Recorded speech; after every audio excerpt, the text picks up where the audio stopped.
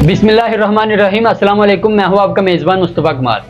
क्यों ना बात की जाए व्हाट्सएप के उस हैक के बारे में, यानी कि उस स्पाईवेयर के बारे में जिसके थ्रू तकरीबन 2019 में 1400 अफराद का डेटा हैक कर लिया गया था। Exclusive story like no other. And activists. And it's also calling on the messaging service to also explain what. Nor WhatsApp giving us the clear picture, we decided to investigate this story ourselves. आखिर ये spyware होता क्या है? जो कंपनियां ये स्पाईवेयर्स बनाती हैं उनको सजाएं क्यों नहीं दी जाती? 6 साल बाद दोबारा से हमें ऐसे ही स्पाईवेयर्स का नाम क्यों सुनने को मिल रहा है? अगर आप याद करें 2019 में पेगासस नाम का एक स्पाईवेयर लॉन्च किया गया था जो उस वक्त का बदनाम ज़माना स्पाईवेयर कहलाता था।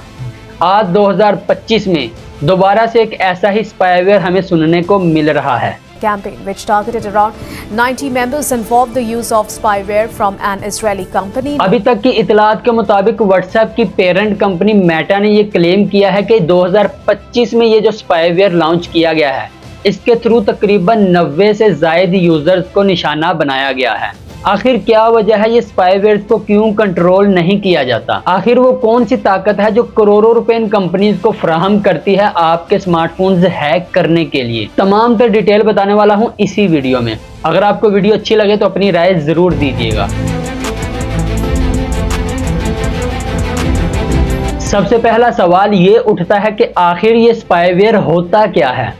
इसका अंदाजा आप ऐसे लगा सकते हैं कि टेक्नोलॉजी के मैदान में एक ऐसा हथियार है जिसके थ्रू आप किसी का भी डेटा निकाल सकते हैं।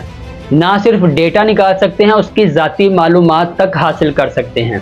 इसके साथ साथ आप इसी स्पाईवेयर के थ्रू उसका स्मार्टफोन भी कंट्रोल कर सकते हैं, कैमरा को कंट्रोल कर सकते हैं, उसकी बैंकिंग एप्लीकेशंस को कंट्रोल कर सकते हैं, हत्ता कि आप उस स्मार्टफोन का जीपीएस ऑन करके उसकी लोकेशन तक ट्रेस कर सकते हैं।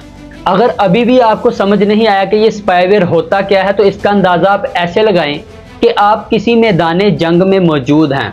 मिसाल के तौर पर आप किसी ऐसे बॉर्डर पर मौजूद हैं जहां आपको अपने हरीफ से मुकाबला करना है। उस मुकाबला करने के लिए आपके पास हथियार का होना लाजमी है। मिसाल के तौर पर अगर आप बॉर्डर पर मौजूद हैं तो आपके पास किसी बंदूक का या असलहे का होना लाजमी है। या अगर आप किसी हवाई जहाज़ के ज़रिए किसी के साथ जंग लड़ रहे हैं तो आपके पास एडवांस लेवल का हवाई जहाज़ का होना लाजमी है। अगर आप समुंदर में किसी हरीफ के साथ जंग लड़ रहे हैं तो आपके पास बहरी असला होना लाजमी है। इसी तरह टेक्नोलॉजी के मैदान में भी ये वो असला है जिसके थ्रू आप किसी के भी स्मार्टफोन को हैक कर सकते हैं। उस हैक के तरीकाकार को स्पाईवेयर कहा जाता है और ये स्पाईवेयर मार्केट में मुख्तलिफ नामों के साथ इंट्रोड्यूस करवाए जाते हैं। मिसाल के तौर पर 2019 में बदनाम ज़माना पेगासस नाम का स्पाईवेयर जिसने तकरीबन 1400 अफराद का डेटा हैक किया था, उसको NSO कंपनी यानी कि इसराइल की कंपनी ने लॉन्च किया था। ये वही स्पाईवेयर था, वही हैक था जिस पर काफ़ी ज़्यादा तनकीद की गई थी। पेगासस के ज़रिए जो डेटा हैक किया गया था 2019 में, उनमें काफ़ी ज़्यादा पॉलिटिशियंस भी शामिल थे, उनमें बहुत ज़्यादा तादाद में सहाफ़ी भी शामिल थे, हत्ता कि उसमें सुप्रीम कोर्ट के जज तक शामिल थे। अगर आपको याद होगा 2023 में पाकिस्तान में भी बहुत ज़्यादा रवाज कायम कर दिया गया था ऑडियो लीक का। यहाँ पर former prime minister Imran Khan साहब का भी ऑडियो लीक के स्कैंडल्स सामने आते थे। मैं उनको पहुँच गई मैसेज हो रही है, मैं अपनी तरफ से कई चालें चल रहा हूँ जो हम पब्लिक नहीं कर सकते। ना सिर्फ इमरान खान की ऑडियोज सामने आती थी बल्कि पाकिस्तान में मौजूद ज़्यादातर पॉलिटिशियंस की ऑडियोज लीक हो चुकी हैं। क्या इन सब के पीछे भी वैसे ही स्पाईवेयर्स मौजूद हैं? अगर देखा जाए तो तकरीबन 2019 में इंडिया में बहुत ज़्यादा स्पाईवेयर का यूज़ किया गया था।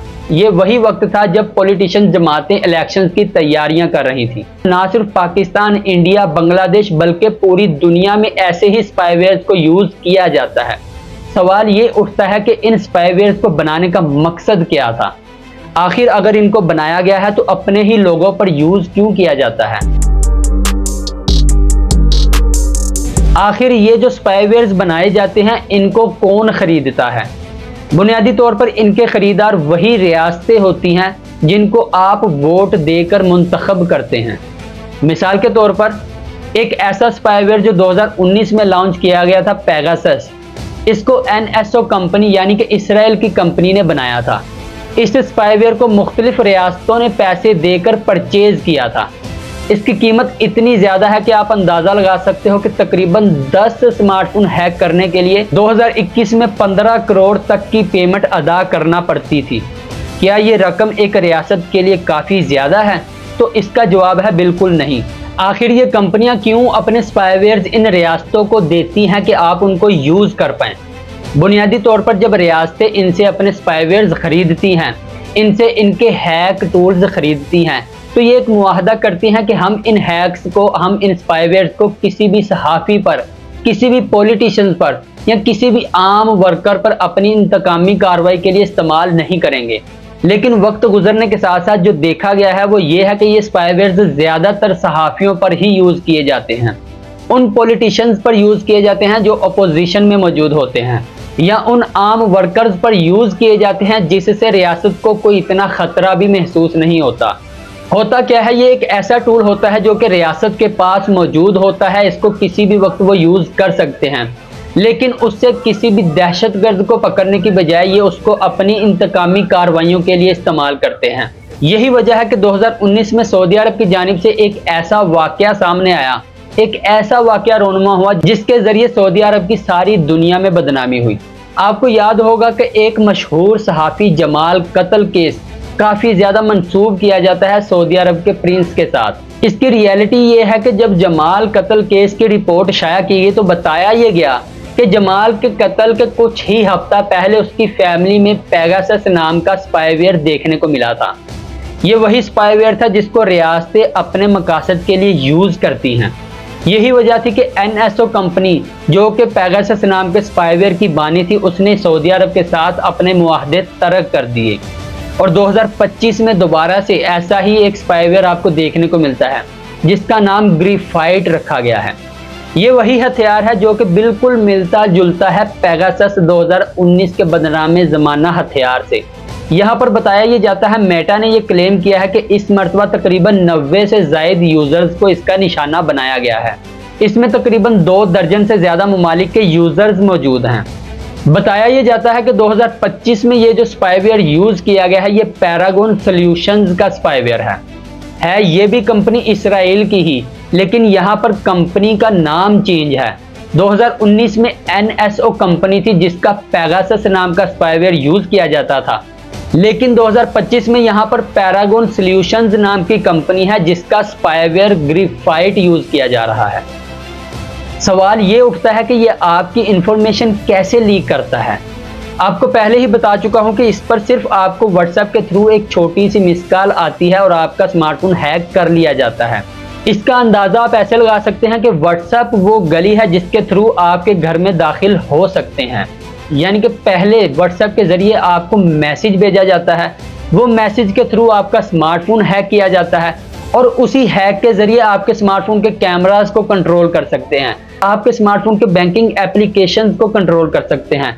ना सिर्फ बैंकिंग एप्लीकेशंस को, आपकी गैलरी की तमाम तर डिटेल्स भी वो देख सकते हैं और उसके साथ साथ आपके स्मार्टफोन के GPS को ऑन कर आपकी लोकेशन भी वो चेक कर सकते हैं।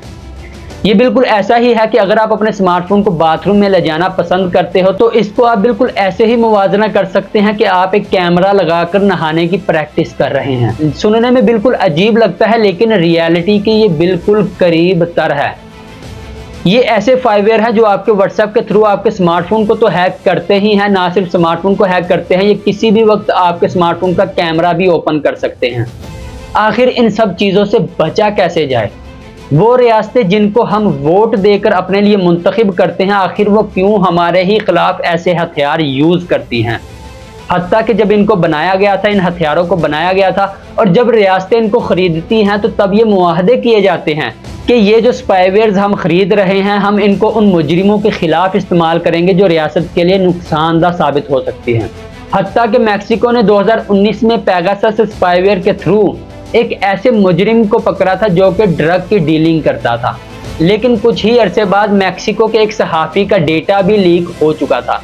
यानी कि एक ही रियासत अगर इसको अच्छे यूज़ के लिए इस्तेमाल करे तो इसके काफ़ी ज़्यादा फ़ायदे देखने को मिल सकते हैं, लेकिन अगर रियासत इसको बुरे यूज़ के लिए इस्तेमाल करे तो उसके पास ऐसे इख्तियारात मौजूद होते हैं शायद जिसकी लिमिट ही देखने को नहीं मिलती। लेकिन अगर देखा जाए तो आप इन सब चीज़ों से सेव कैसे रह सकते हैं? इसका 100% सोल्यूशन तो अभी तक देखने को नहीं मिला, लेकिन कुछ ऐसी अहम तदाबीर है जिनको इख्तियार कर कर आप अपने स्मार्टफोन को सेव कर सकते हो। मिसाल के तौर पर सबसे पहले अगर आप अपने स्मार्टफोन को सेव करना चाहते हो तो आपको VPN का यूज़ करना पड़ेगा। VPN वो वाहिद तरीकाकार है जो आपके स्मार्टफोन की लोकेशन चेंज करता रहता है। दूसरा तरीकाकार ये है कि अगर आपको लगे कि आपका स्मार्टफोन ज़्यादा डेटा यूज़ कर रहा है, या आपका स्मार्टफोन हीट अप होता है, या आपका स्मार्टफोन ज़्यादा बैटरी को यूज़ कर रहा है, तो तब भी ज़्यादा चांसेस हैं कि आपका स्मार्टफोन हैक कर लिया गया है। तीसरा तरीकाकार यह है कि आप अपने स्मार्टफोन का डेटा ऑफ कर दें और कुछ ही अरसे बाद दोबारा चेक करें अगर आपका डेटा ऑन है, या आप अपनी लोकेशन को ऑफ कर दें। कुछ ही अरसा बाद अगर आप देखें कि आपके स्मार्टफोन की लोकेशन ऑन है, तो इसका भी ज़्यादातर इम्कान है कि आपका स्मार्टफोन हैक कर लिया गया है। बुनियादी तौर पर वीडियो बनाने का मकसद ये था कि 2019 में जो स्पाईवेयर लॉन्च किया गया था, 2025 में सेम ही स्पाईवेयर दोबारा से लॉन्च किया गया है। तब NSO कंपनी थी, आज पैरागॉन सॉल्यूशंस कंपनी के नाम का स्पाईवेयर लॉन्च किया गया है। तब आपको पेगासस नाम का स्पाईवेयर देखने को मिलता था, आज आपको ग्रिफाइड नाम का स्पाईवेयर देखने को मिलता है। हत्ता कि इन दोनों में एक चीज़ सेम है कि ये एक ही मुल्क से लॉन्च किए गए हैं, यानी कि इसराइल से। ये बिल्कुल ऐसा ही है कि आज मैं एक टेक्नोलॉजी का हथियार लॉन्च करता हूँ, उसको गलत यूज़ करने की बिना पर उसको बैन कर दिया जाता है। 2 से 3 सालों बाद मैं अपने ही किसी दोस्त के थ्रू उसको दोबारा से लॉन्च कर देता हूँ और उसका दोबारा से गलत इस्तेमाल किया जाता है। अगर बात की जाए पैरागॉन सॉल्यूशंस को, तकरीबन हाल ही में अमेरिका को सेल कर दिया गया था $900 मिलियन में। इस पर भी अमेरिका को तनकीद का निशाना बनाया गया था कि आखिर अमेरिका को क्या ही ज़रूरत है ऐसे स्पाईवेयर्स खरीदने की। लेकिन कुछ ही टाइम के बाद मेटा ने यह क्लेम किया कि ये जो स्पाईवेयर अमेरिका ने ख़रीदा था उसी के थ्रू उसके तकरीबन 90 यूज़र्स को निशाना बनाया गया है। इस पर अभी तहकीक जारी है। आपकी क्या राय है कि आप इन सब चीज़ों को कैसे कंट्रोल कर सकते हैं? आपके अंदाजे के मुताबिक ऐसे कौन से इकदाम है जिसके थ्रू आप इन तमाम तर चीज़ों को कंट्रोल कर सकते हैं? आपकी राय का इंतज़ार रहेगा। अपने मेज़बान मुस्तफ़ा कमाल को दीजिए इजाज़त। अल्लाह हाफिज़।